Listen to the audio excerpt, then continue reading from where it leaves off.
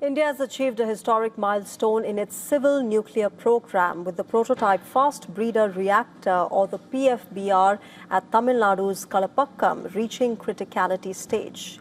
Now, this means the reactor has successfully initiated a sustained nuclear fission chain reaction, bringing it one step closer to full commercial operation. This is a defining moment in India's nuclear journey, as it becomes only the second country after Russia to operate a commercial-scale fast breeder reactor.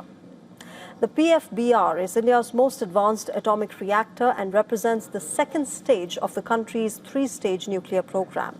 Unlike conventional nuclear reactors, which use water to cool the core and slow neutrons, this reactor uses liquid sodium to transfer heat and maintain high-energy fast neutrons. The unique design enables it to generate more fissile fuel than it consumes, converting fertile uranium-238 into plutonium-239, which can be reused as fuel.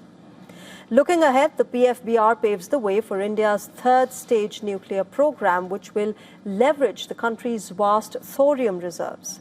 India, remember, holds about 25% of the world's known thorium, while uranium is scarce and must be largely imported.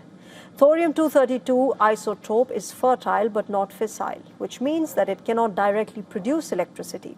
It must first be converted into uranium-233, which is a fissile fuel that can undergo nuclear fission in advanced reactors. This offers India the potential to generate up to 500 gigawatts of electricity for the next 400 years using domestic resources, making it a critical element for long-term energy security. When we compare conventional reactors and fast breeder reactors, the differences are striking. Conventional light water reactors consume more fuel. They use slow thermal neutrons and they produce large amounts of nuclear waste. It utilizes only about 1% of the energy in uranium. The PFBR, on the other hand, produces more fuel than it uses, runs on fast, high-energy neutrons, uses liquid metal coolants like sodium, and can utilize up to 80 to 100% of uranium's energy, drastically reducing waste. Prime Minister Narendra Modi lauded this achievement, praising the scientists and engineers behind the project.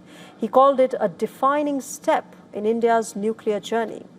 PM Modi also emphasized that the milestone paves the way to harnessing India's extensive thorium reserves, which are central to the country's long-term energy independence. India's milestone also aligns with the country's broader climate and energy goals. As per reports, the government has outlined an ambitious plan to ramp up nuclear power capacity to 100 gigawatts by 2047 as part of its push towards low carbon and clean energy sources. Fast breeder reactors like the PFBR are seen as potential game changers, enabling long-term energy security while drastically reducing carbon emissions.